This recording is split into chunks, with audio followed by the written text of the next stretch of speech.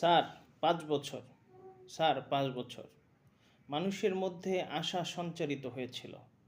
মেধার মূল্যায়ন হবে, সিন্ডিকেট ভাঙবে, মানুষ প্রাণ খুলে কথা বলতে পারবে।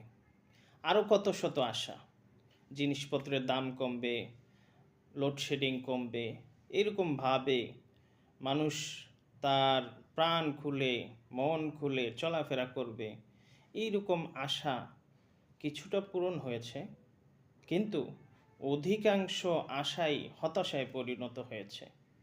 কয়েকজন মানুষ একসাথে মিলে এই দাবি ওই দাবি নিয়ে রাস্তায় নেমে গেছে। আইন শৃঙ্খলার অবস্থা দিনকে দিন অবনতির দিকে যাচ্ছে। বিভিন্ন গুরুত্বপূর্ণ পদের মধ্যে নিয়োগ দেওয়া হচ্ছে, যা দেখে অট্টহাসিতে ফেটে পড়া ছাড়া আর কিছুই উপায় দেখছি না।